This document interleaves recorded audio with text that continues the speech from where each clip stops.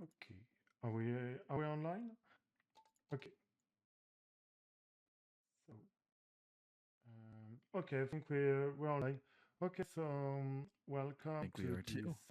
to this speedrun of Klonoa 1 Dare to Phantomile remastered version, and that's mostly all you will hear from me because I have a great commentator here, NeilLegend, which is the world record owner for this category and many other categories in Klonoa games. And so he will be way better than me to comment this run. And so I will leave him carte blanche, like we say in French. So we're on, and I will start the game right now. With this any person Happy to be here. speedrun easy and standard mode, and I think I got everything for this run. Okay, the best Are we is ready yours. to go? Let's go. All right. Well, ladies and gentlemen, like Lynn stated here, my name is NeilLegend, and I do have the world record for this game, which is a 36:45 in-game time. Just to kind of establish some things here in regards to the run, you'll notice in the top right there is an in-game timer that we do use to rank our leaderboard spots on SRC. And as was stated, this is a remake of Klonoa Door to Phantomile, included in a series called Klonoa Phantasy Reverie series. The second game, Klonoa 2 Lunate's Veil, which released on PS2 in 2001, is also included in this collection, but we will only be seeing Door to Phantomile today. We're just getting through this first vision here, Beginnings of Gale, very simple introductory sort of stage to kind of show you how the environments are 3D, and we're just kind of moving along a 2D plane here, either going left or right. Given that this is a 2.5D experience, we can interact with things in the foreground and the background by tossing enemies, which most commonly will be these little red and green creatures called moos. There are some other colors as well, in addition to the other enemies found in the Phantomile universe. But with that being said, we have finished the first division. What we're actually going to be doing now, this first third of the run is going to be pretty important for the fact that we're kind of setting up a manipulation here. Um, Anybody in chat that's familiar with the Spyro speedruns know that there are, I believe in the first game specifically, there are gates for gems. I think it's the fourth world. I'm not really too familiar with it, but we're actually kind of doing something similar here with our Dreamstone count. That's the top right with that little green gem. One of the bosses in the second world, specifically, it's Pamela and Evil Seed Off, actually has a sort of pseudo RNG mechanic tied to their attack cycles, in such a fact that we have a certain target to reach with our Dreamstone count because the attack cycles are seeded off of this value. It's there's some function. I'm not exactly sure what the function is under the hood. We noted this somewhere. I couldn't really find it in these huge piles of documentation we have. But in short, we're going to be trying to aim, I believe, for 64, which is the number that Lynn will be trying to reach here. And of Yes. course, while we're trying to manage that, we're just also going to be getting through these stages as fast as we possibly can. We are closing in on the end of this second vision called the Gunston Mine. And again, just kind of exposition being skipped here with all the cutscenes we're skipping over. We are going to find our first boss, Rongo Longo, and this would be the part of the game where we are introduced to the main baddie in this game, Gaudius and Joka. We'll be seeing them a bit later. But we do really have a pretty easy boss here. Just kind of a simple pattern. We can exploit the fact that the spawns of the moos are in good spots for us to get really quick hits here. And this last one will just kind of come through, and that's that. We have effectively finished 1/6 of the game in under 3 minutes relative to the in-game time. Mm. Should probably elaborate a bit on what I mean there. So this game is kind of divided into 6 visions, with each vision being divided again into 2 separate parts. So right now we are about to enter vision 2-1. And this place is called Forlock. Right now, they're kind of experiencing a drought because typically there would be water flowing in from another kingdom, the kingdom of Jugpot, that we'll actually be seeing here soon. But the one gimmick with this stage in specific is these leaves that are kind of moving about. We have an approach and this kind of movement figured out here to work around these cycles. Oh, quickly a little slipped up there, but that's fine. We also get introduced to another mechanic, and for those that are familiar with the first game on the original PlayStation, you might come to know that we don't actually have to worry about certain collectibles, but since this is a remake and the developers have kind of wised up to, I guess, some of the skips being done in the original version, we have to collect all of these keys that we're going to be using to open these doors with key symbols on them. I think this next room will have a sort of prime example of what a 2.5D experience would be. We have these like two floating orbs in the center. We don't actually collect them, but you can throw things into the foreground to pop them. And of course, the collectibles would be aimed towards your relative position. We do have a second key here and another leaf cycle. And he's actually going to be grabbing this enemy. It's called a Mew Mew in the Klonoa universe. Just kind of establish something here, and the movement being necessary for just kind of doing optimizations like this. We don't have to spend time getting enemies in other rooms. We can just bring them from previous rooms to keep the flow going. The giant mushroom in the center here. We got these guys in the background. We can't really hit them, I believe, unless we line ourselves up right, but it's not really too much of a thing to worry about here. We could have done a little skip there, but unfortunately the mood did get lost. But that's all good. Only really saved a second. And it's just kind of to point to the fact that they are called plane skips because these paths are kind of snaking around each other. We can actually land on them based on how they intersect with each other.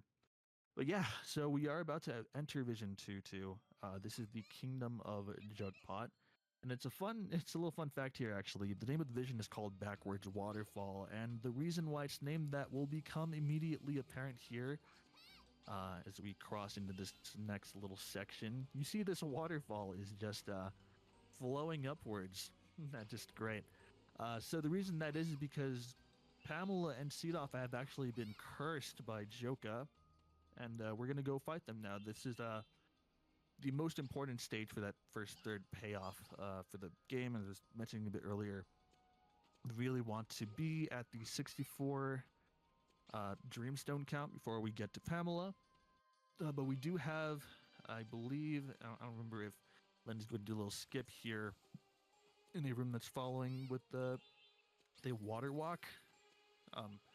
Yeah, nothing really to kind of note here. It's just kind of getting through the stage until we reach the next area.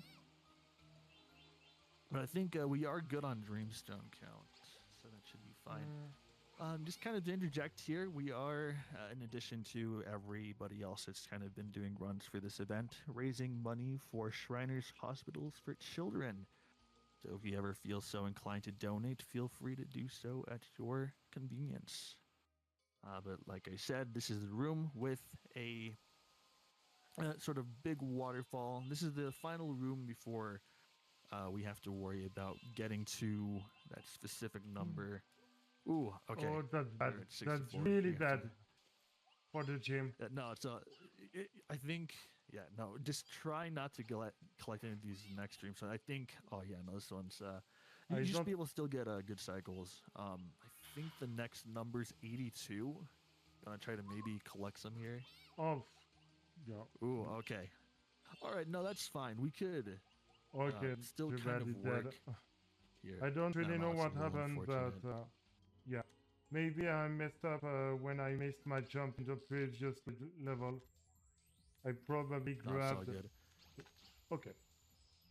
Yeah, so just to kind of elaborate, the reason why the first of the run is actually pretty relevant with this manipulation is that this fight has the potential to be an entire minute faster by one, eliminating the RNG component because we know it's not true RNG, and second, because the attack patterns that are given with other counts can be random. There is like some weird behaviors with other numbers, and again, just like not really been explored too much. We just know that the ones that we do work with based on this function are optimal.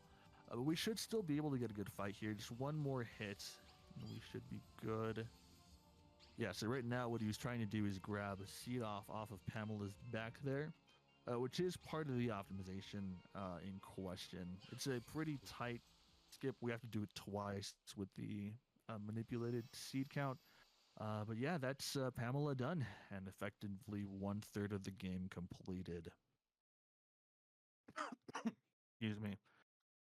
All right, so that manipulation done and out of the way. We don't actually see another manipulation like this moving forward. If there is, it just hasn't really been discovered. So this next second third of the run is really going to boil down to really solid movement. Here we have returned to Forlock, which has been rejuvenated. In fact, the name of the vision here is called the Rebirth of the Forest. You can kind of see in the background there the water is kind of coming in from the side. We are rescuing a villager here that will activate gondolas for us. We kind of skip a cutscene here that shows that happening. This platform over here will rise us up to the next area. And then one thing, so because this is a multi-platform game, I kind of want to make note to a specific skip here that's sadly impossible on every platform other than PC because it's frame rate dependent. The game developers made what some could be considering a cardinal sin of tying the game's physics to the frame rate. And as a result, we do have to lock this game to 60 frames per second on PC. But had we enabled any higher number of frames per second, we could actually hit a clock here from that little sloped part, skipping this gondola altogether and saving around 10 seconds of in-game time. But we did collect another key from that treehouse there, and we're moving forward. This next part actually has a sort of neat optimization. It's not... there's no real formal name for this, but it's just kind of manipulating some spawns here. If we run up to the right, then time our jump perfectly. Ooh, I think this might not work. Yeah, so we can actually run under that bouncing moo. That's what they're called. To hit this box, I want to say about like 3 seconds early because these guys don't actually become active until they start bouncing around. Yeah, so we get this next key. Just noticing a comment in the chat here. Yeah, so there is no physical release of this game in the US. I believe the only physical versions were released in Japan. However, this game is still available digitally on all major platforms. We're talking PlayStation 4, PS5, Switch, Xbox, etc. But the most optimal version, in my opinion, is the PC version. Not only because it has incredibly fast loads, but it allows for more effective use of tracking the in-game timer. Sorry for this skip. I won't try. Has put together. Yeah. So what he tried to do there is a pretty tight jump. Yeah, you try to do a pretty tight jump there to line up on the log. You can save around 10 seconds to having to use a move from the other tree here, but that's fine. We are going to be carrying this buggy here to this next area, and it's going to be an auto-scroller, actually. There's a custom track here for this section of the vision. It's one thing I really do appreciate with this game is that there's just like some of these like custom tracks for little sections of the game. The section here is called Truck a Go-Go, but we basically just want to chill here until this is over. There's no real way to speed this up, but the important thing is that we hold on to this guy because we're going to use him to break a box in the next room to make it that slight bit faster. Actually, there was a recent development with this next section. It's pretty precise, and I'm sure that Lynn won't be going for it because it's really, really new. To skip a section where we have to hit a switch by hitting the switch from a specific angle below. Oh yeah, you're talking about this particular skip. I won't do it. Yeah, no, it is incredibly hard. This is a world record level strat. Even I have trouble just getting it. But this one, we are going to be doing what's called a super bounce, which is just a really precisely timed X input on that green spring to lift you up here. And then there's another little skip here. It was a thing that we were doing before this sort of recent discovery, and just kind of hitting this switch behind the big blue moo here. You can actually hit the switch without breaking his armor, which in a casual setting you would have to break the armor to get him to move out of the way. He's just waiting so patiently for you, just kind of staring you down. It's like, hey, why don't you just go ahead and hit me with that bug right there? But yeah, that's Rebirth of the Forest done. One of the more longer visions in the mid game, but we are about to enter Granny's treehouse here. A bit of exposition to provide some context. At the end of Vision 1-2, we get tasked to travel to Forlock to actually come to... Yeah, we come to Forlock here to meet the Granny, the chiefess actually of the location in question. So this is our trip here. We had to make a bit of a detour to Jugpot to actually... we go to Jugpot to bring Forlock back to life because we have no other way of getting to Granny otherwise. Oh man, okay. I'm just noticing some technical difficulties here on my end. I think my stream preview has Oh, I stopped. can.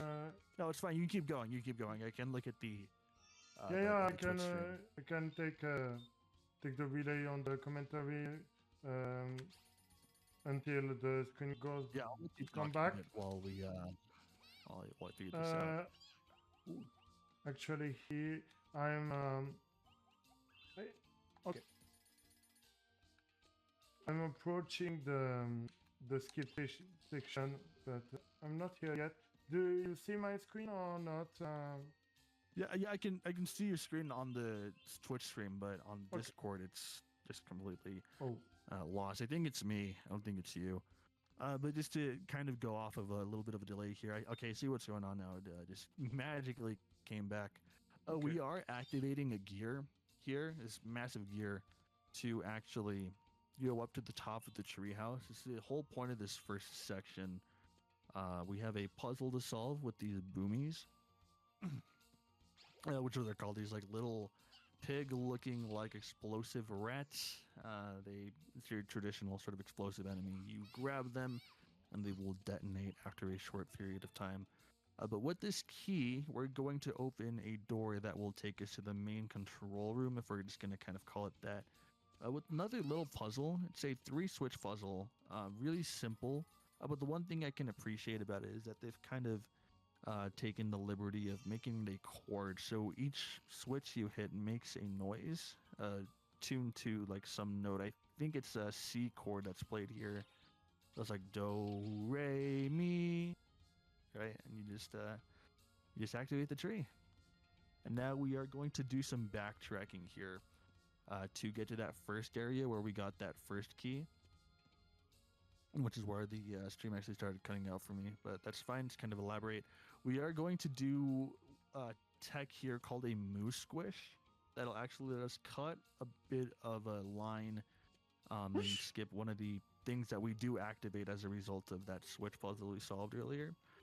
One thing to note, we could be just doing this a bit earlier in the level, but because again, the devs kind of wised up to some skips being possible in the Wii version of the game, which is actually what this port is based off of. They placed invisible barriers in the way that don't disappear until we finish the objective for the vision. That's actually kind of relevant to another skip that we'll be seeing here in due time. But right now, we have reached the end of 3-2. We just have to do a bit of a spiral walk here around this tree. And again, just kind of taking in the scenery and the skybox being oh so beautifully created. And by that I mean it's just a flat image. I think that's where the budget fell for this. But we are about to enter Gelgblom. This is our third boss, and actually marking the halfway point in the game. There was a discovery made, I want to say about a year ago, for this guy to make the fight faster by about 16 seconds, skipping one of his skydive attacks. I believe Lynn is going to attempt this right here by taking a hit on Gelblom's shell and okay, never mind. He's hitting Granny here as a No, little joke. I don't do the tip on this boss yet Ah, okay. for Yeah, the that's fine. moment. I was Maybe figuring you were going to someday. do it, but that's all good. Yeah, so we're doing Yeah. this fight in a mostly vanilla fashion then. Um, but we could skip that skydive attack if we do a pretty sort of tight jump into Gelbom's shell. Funny thing about what he did though, and we'll kind of see it here after the fight's over, is we'll actually get an alt cutscene that will play a little bit just for the audience's enjoyment. I'll elaborate on what's going on. Since the game is in French, I am not sure how many of you guys in chat speak French, but I'll be the sort of translator What? for the English crowd. No. Whoops. Come on. All right. Wait. Okay. I'm not used to. I'm not used to miss the point here, so I didn't know the No, so pattern. good. Yeah, so we have defeated Gelgolm and have met the halfway point of the game, but a little cutscene is going to play here because we did hit Granny during the fight. She's feeling a bit defeated. Like, Yeah. he just hit me with the moo. And right now she's going to be scolding Klonoa and he's going to make a little silly face like, oh, did I do that? Yeah, but that's just one scene change for the cutscene there. The rest of the cutscene is mostly identical to what would have played had you not hit Granny. But still kind of neat that the developers kind of considered that. Right, so we have entered Vision 4. This is a village in danger. Because we do get to Granny and we tell her about the pendant that we just have to leave at Grandpa's house for some reason. We're telling her that Anjoka just happens to be eavesdropping and hearing that. And we have to basically make a race to Breezegale once again, but we're taking a shortcut through the Wind Ruins here. Nothing really notable in this stage, just kind of getting to the end. Other than one specific skip here, we're going to do a damage boost. And I should probably elaborate on that a bit. I didn't earlier because I figure it being more relevant here. We are going to be taking intentional damage just to get through certain sections of the game faster. And this is sort of a common trope with speedruns in general. Geez, excuse me, just kind of coughing here. Yeah, but with taking damage, there is 3 difficulties you can run this game on. Easy being, well, easy. We get an increased health kit. Lives are infinite, and you can even see on the top right there's an infinity sign next to the Klonoa logo. Had we been playing on normal or hard, that would just be a generic number based on how many lives we got. They tried to kind of make... They tried to pay more homage with the original game by enabling a normal difficulty, which gives us 6 hearts, which you think is a bit much still, but actually kind of plays well in the context of the game. We'd have limited lives based off of how many dreamstones we collect, and those Klonoa coins that are kind of scattered throughout, we end up collecting those in those difficulties because they are relevant there. But the one thing that's actually really important about this category, or sorry, this difficulty, and it's the one thing that makes it the most optimal to run, it's not the damage boosting, it's the fact that our grab range is actually increased to 3x the normal length of the original game. It's going to be really important for a skip we're going to do later. And also for a boss that's significantly shortened. I'll elaborate on that when we get there. But we are getting to the end of a village in danger. At the moment, we just have these moving platforms going left and right. And a cycle that I believe we are going to beat just barely. Okay, good. Yeah, see, one thing about this room is that the cycles are actually global. So if we do end up stalling a bit, we have to wait for this last massive swinging platform to get into position. But good movement there. Then Vision 4-2, this is called a lull in the wind. We are closing in on Breezegale, as is Joka, but we don't exactly find that out until at the end. Anybody that's played this game casually will recognize this level for one reason and one reason alone. Anybody here that is watching, I don't want to necessarily spoil if you've never actually played this game casually, but let's just say something notable happens here, right? But in regards to the level itself, we're just going to be breezing through as fast as possible because this is a really short vision. So again, just to kind of make a note about the event here, that only kind of came across yesterday. They are raising money for Shriners Hospital for Children. So if you are feeling so inclined to make some donations, that would be great. But we do have another thing kind of coming up here to mention. It just kind of came to my mind. For the PC version exclusively, there's actually one PC exclusive glitch, and it's not really understood why. It might have to be with the build itself, but this next set of moving wind currents has the potential to give you a bit more height than is typically possible to clear this jump. It's a little random, and there's no real rhyme or reason to it, but it doesn't look like we got it here, so we just had to do this casually. Just kind of something to note. The other versions of the game, PlayStation, Xbox, Switch, Yeah, actually, it those happened to me platforms only aren't once. capable of getting the skip. Yeah. All right, so again, story being skipped here. If you want to figure out what happens, play the game for yourself, or, well, first you should consider donating to the event. Then maybe if you have some money left over, you can go ahead and get this game. It's actually goes on sale regularly on Steam. I feel like it's a pretty good price for the things you get with 2 games. It's a Klonoa 1 and 2, but we have a Palladium here. It has a really nice boss theme, but we don't really hear much of it because we get through this guy pretty quickly. Only 4 hits necessary. Just let Lynn finish the fight here. Awesome. And just like that, he's fallen to the ground. And sadly, I will Okay, just let's keep. skip the cutscene.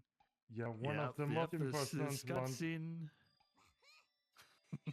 I mean, this cutscene, All right, so that's something really unusual for a children-oriented game.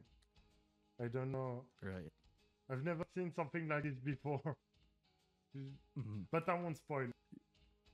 Just play the game by yourself. But yeah, something quite unusual happened. Yeah, so I was going to say, we did finish the second third of the run, and now we have gotten to the final third. Reason why I kind of divide this game into 3 thirds is because this actual section of the game has a lot of skips. Sadly, we won't be seeing every single one of them, but this level in specific has had a lot of development over the past year in terms of how optimized it's become. The name of the vision is called the 4 Orbs, and as the name suggests, we have to collect 4 different orbs to open a large door in the central hub area. What Lynn is doing here, we're going to do another moo squish, or like just an enemy squish in general, to skip lowering one of those platforms and just kind of clean this jump as intended. But there is a death warp we can do here. It's incredibly precise. We can hit that clock he just hit from the background with a really precisely timed double jump chain. But the red orb has been collected. And now, because we're not going to be seeing all the skips here, orb order doesn't really matter too much. I think we're just going from left to right. You're going to collect the second orb here being blue. But with the most recent developments in this vision specifically, there is a fixed route that you have to do where you end up collecting yellow, first green, red, and then blue. Specifically, red and green have to be collected in that order for one reason I'll elaborate on a bit as we get to the other side. But right now, we're just going to kind of make a straight line to the blue orb here. As you can see, these environments, again, kind of snaking around each other. This sort of 2D fashion with a 3D emphasis, I feel. These platforms are really slow in this version of the game. For whatever reason, they only activate as soon as you kind of ground yourselves on them. We're going to do a little double jump here, and possibly some damage abuse, I think. No? Okay, so we're good then.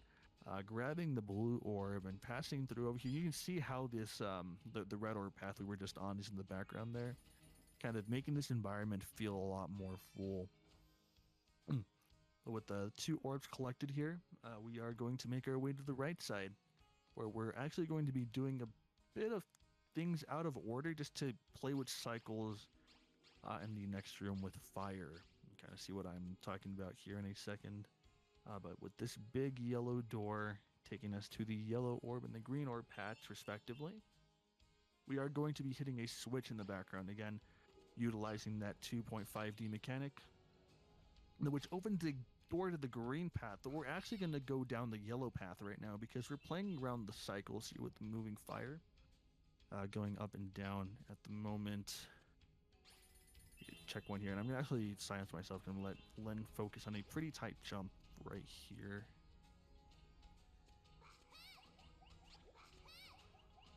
Okay, good. Looks like you were able to manage it. Yeah, I that's just tried it like 2 hours ago, so... Yeah, I wanted to give you time to focus there.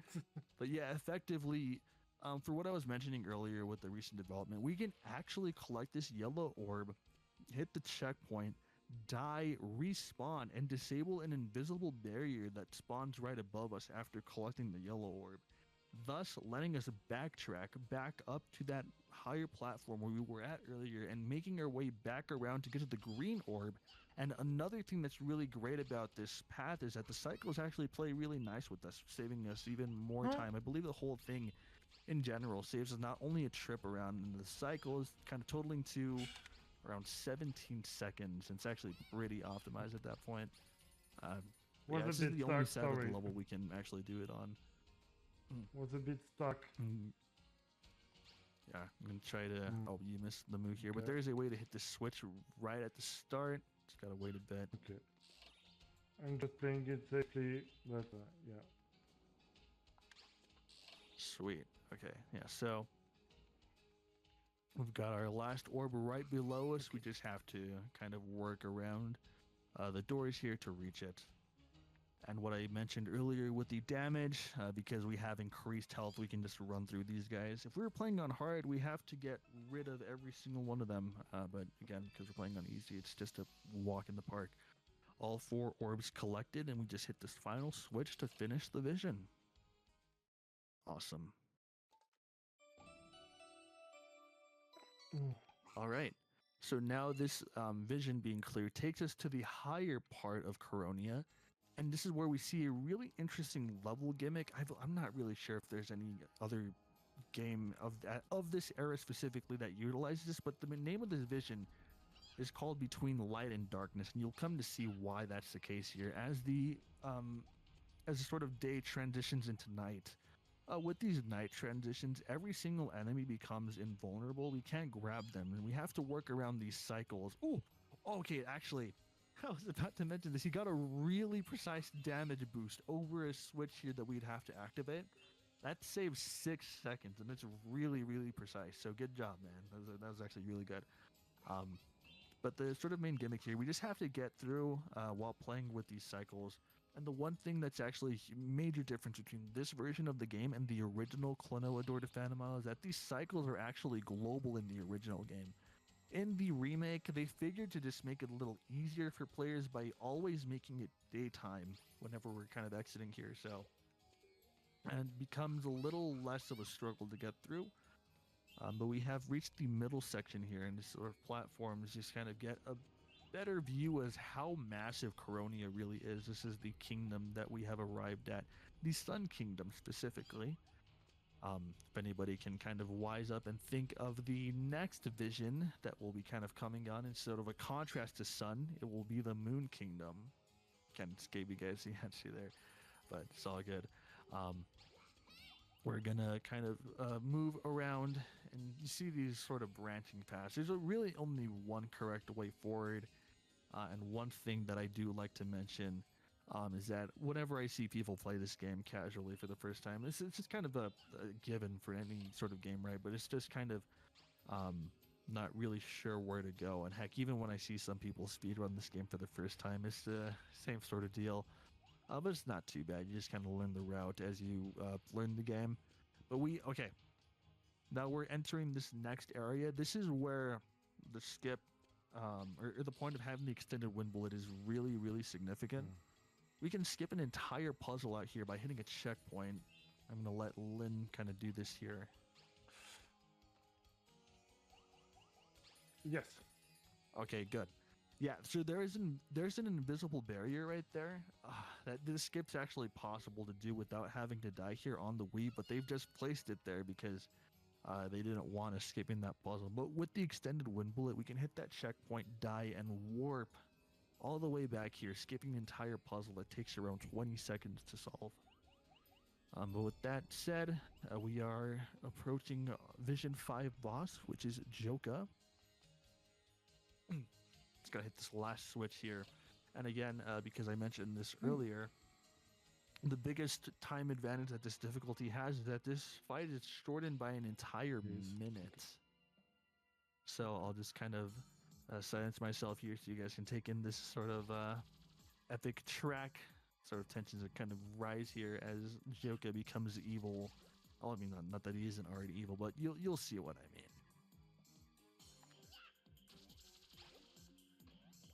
3 hits down, and now he's not very happy with us. So he's gonna turn everything dark. Ooh, he's gonna turn into this little big turtle-shaped monster. With the gimmick here now, for us being to turn all these sort of tiles back to yellow. You know, they move between them, and we can tank all the damage that comes our way. Because we have an extended health number here. Not to mention, the game is very generous in providing us extra hearts as we progress through this phase. I think the second heart should, yeah, it's just literally phasing right there. And with all the tiles turned back to yellow, Joka will turn back to his usual self, where we just have to get 3 more hits in. And the fight is over. Will I be lucky if with we that? were playing... Come on. Oh! Oh, okay, so there is a coin flip here. There is a way to get a fast hit after the phase is over. Sadly, we did not get it, but it does save quite a chunk of time because it reduces 1 hit that you have to get in a chain here. So that's hit number 5. 1 more hit and Joka will be down. Awesome. So we are approaching the end of the game here. We have around 3 levels left to get through. And for you math wizards out there, given that there's 6 visions with 2 subvisions included, you can come to conclude that this game has 13 visions in its any percent run. So again, really, really short. But there is a lot of stuff that happens in each vision, so it's one thing to really appreciate. This level in specific actually has one of the biggest skips in the game, and we're going to start with one slightly smaller skip called a red crystal early. We're going to use this red moo here to clip it under this little roof here, and we're going to hit it from the background. Nice. Okay, so we do that, and then we go back to the exterior, which is going to kind of be this general area out here that takes us to different paths, with each path having a different colored crystal, similar to how the 4 orbs kind of structured things, but this one's a bit more linear in fashion. However, because it is linear, we can exploit a really big thing here, and I'm just going to silence myself to let Lynn focus. Okay.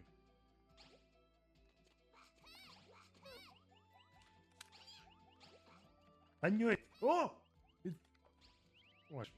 Oh, it's okay. Yeah, back it up. my finger slipped on the controller.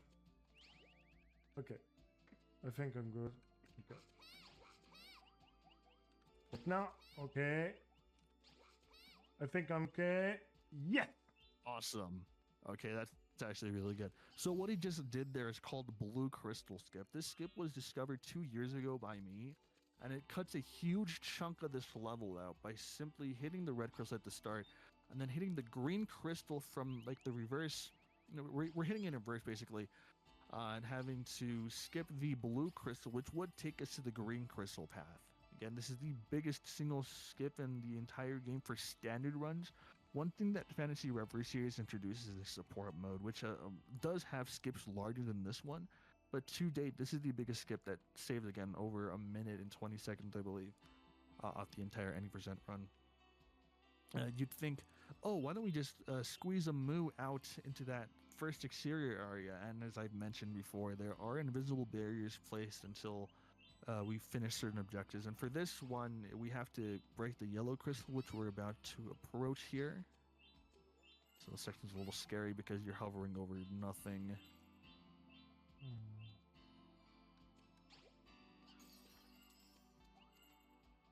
Okay, that's good. A little tense there. Yeah, so because we skipped the blue crystal, we actually have to bring a moo with us to hop into the path that would take us to the end of the vision here by squeezing it down here and then just kind of going back to the exterior area, walking to the left. And you'll see a path above us. That's where we're going to jump up to. We can't reach it without getting into that entrance typically, or in the vanilla setting, but because we're doing a skip here, we're able to just do so effectively and reaching the end of the level a minute and 20 seconds faster than if we were to do this in a casual, sort of more directly approaching way. But with this final crystal hit here, we have finished the vision, which again is called the Legendary Kingdom. I don't think I mentioned that earlier. It's a very fitting name too, because this is the Kingdom of Legend, the kingdom that has been kind of lost to time and only resurrected as a result of the actions that we took in Vision 5-2. All right, so I'm going to just say this now. I'm probably not going to be speaking a lot because we're actually going to be doing 2 death warps that are really, really important. If we mess these up, we're going to lose a lot of time. So just to kind of set this up, we need to hit a checkpoint in this first main hub area. We'll be seeing that here in a second. All right. So it's at this point, it's important that we don't collect any other checkpoints. We're gonna get through this corridor, and it's one thing. It's the Prism Corridor is what this vision is called. We need to get through this first section, and then when we get to the end, is when I'll kind of silence myself to give Lynn the floor here to focus. But yeah, so can't collect any checkpoints. We're gonna do a little damage boost here called Boomerang Boost. I'm gonna space this out right. Nice. So we kind of get pushed back via the boomerang that this guy tosses. Please jump. And we want to get rid of this yellow moo because he's gonna be a bit problematic. Yeah. Yeah, draw the losing time here and destroy this yellow guy instead of just continuing, because it will be useful. All right. For so what Lynn's going to do mage. right now, he's going to get his health down to 1. Of course, on other difficulties such as normal, we would have to take less hits here, which means we do lose time on the easy difficulty, but this is still significantly faster. So as he approaches 1 health, I'll go ahead and silence to give him some room to breathe and also to just kind of do the skip. Okay, so I grab this guy, and the goal will be to complete the next section and dying just afterwards. So I'm going there. I'm wait until he goes down like this. I take this one, and I get hit. The death warp is down. Okay. I died, and the door will open, but I will appear at the beginning, so I will have access to the next section. I could not have explained that better myself. You took the words right out of my mouth. He's 100% correct. So effectively, we solved the puzzle there as we're dying, but because we don't update our checkpoints throughout that whole entire section, our checkpoint marker is still at the main tower, but we do carry the flag of us finishing that room over the death, which skips a bit of backtracking, really, really slow backtracking with moving platforms just all our way back up to the main tower. There is a second death warp that we can do here on easy, which saves time. Are you going to do it here, Lynn? Yeah, I will do it. I did not do any huge mistakes, so... But it's a bit And before we long. even get to the main puzzle room, there's going to be another really stupidly easy skip with this blue moo that's below here. It's so easy, I don't even have to explain it. You can just kind of look and see what's going on. Okay, I got it. Good here.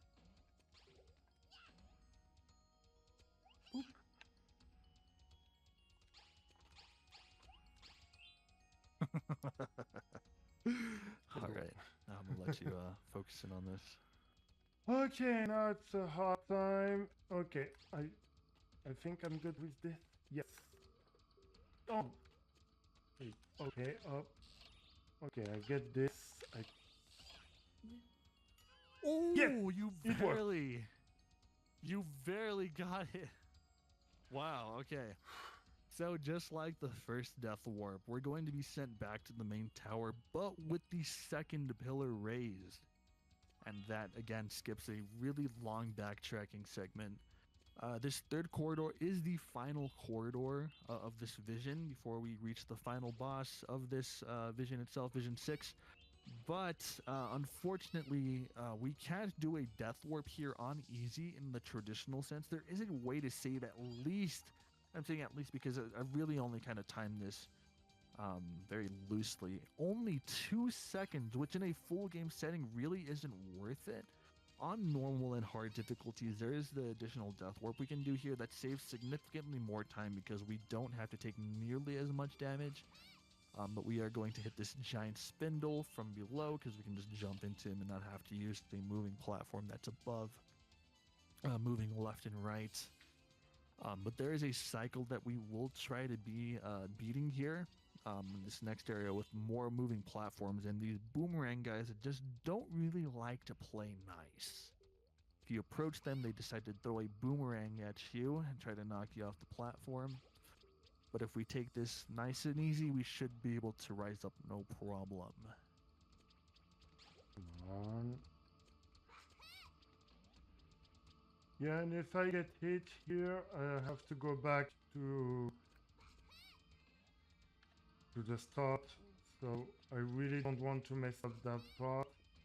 But we're good. Mm-hmm. Yeah, if you fall down those moving platforms for whatever reason, you have to fall all the way back down to get the boomerang guys to spawn in.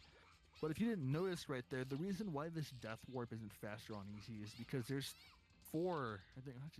three unskippable hearts falling down that the side of that pole there.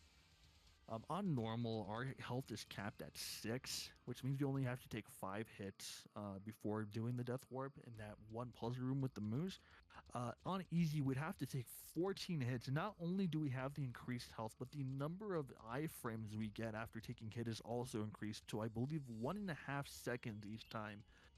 Very, very slow. And it's the one reason why, unless you do the death warp in a really specific way, it doesn't save any time at all. But that being said, we are going to go up this final ramp here, which will take us to Gaudius. He is the Vision 6 boss. There's many different approaches to doing this fight here, but Lynn's going to take a pretty simple approach and just skipping one of the final phases with a 3-hit combo.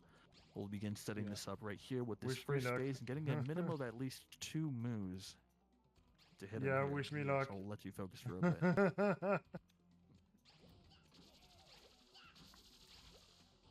Okay. Oh. Okay.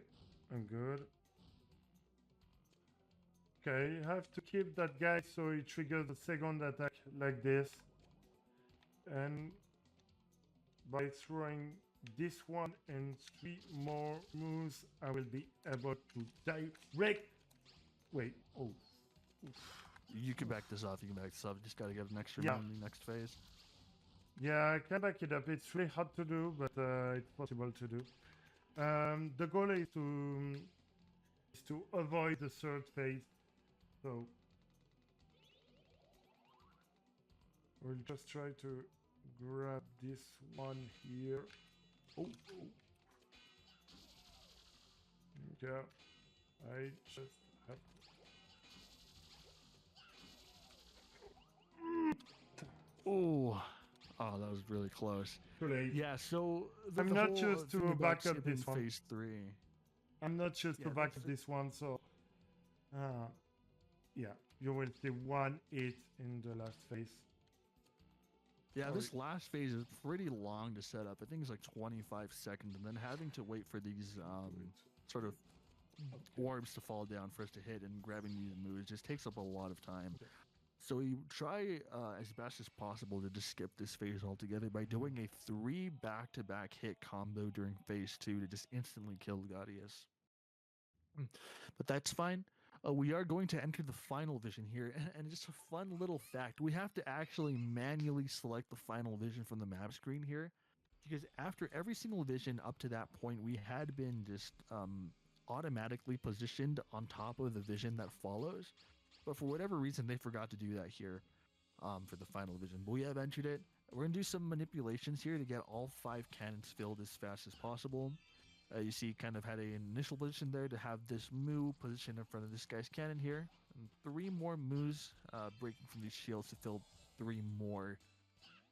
We're going to intentionally keep 1 guy alive here, just so we can fill that first, for this cannon right here, immediately after this tongue attack finishes playing. Yeah, because the tongue attack is very... The animation, if I get it, is really long. So I try So to again, be we're going to patient. manipulate the position here by standing in front of Baloo's cannon. We're going to be filling Granny's cannon since her cannon is the last one that needs to be filled with the Moo here. With this position manipulation, it's just spawning right in front of the cannon, so we'll fill it and then stand in place, let phase 1 finish.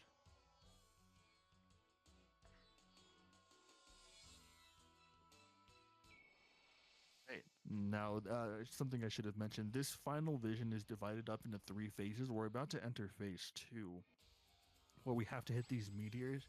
There is a very fast cycle for this phase, but really we're just going to focus on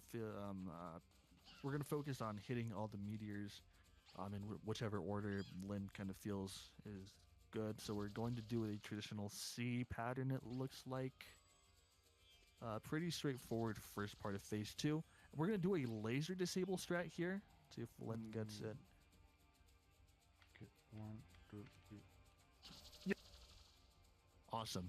Yeah, so if you hit this meteor, this specific meteor, 3 seconds after it spawns in, a laser attack that Natum would be doing during this part of the fight won't actually process. Like, will interrupt the process that starts the lasers coming out of his eyes, thus making that second part of the fight easier. We're taking an intentional death right here to manipulate the cannon position in such a way where we can potentially fill them pretty quickly. Of course, we're still having to play around this final phase's RNG, as you'll see this little guy kind of running around the arena, potentially being a bit of a problem for us. We don't want to have him push us to the void below, but we're also, on top of that, manipulating the Moo spawns, as a Moo will always spawn on the opposite side of whichever platform you're standing on. Yeah, so right now we filled our second cannon. The thing is, and just kind of keep this pattern going until we fill all the cannons. Yeah, oh, sorry, Lynn. Yeah, we're gonna fill Baloo's cannon here. Let's try, okay. And with 2 more cannons here filled and the final attack being played, that will be time.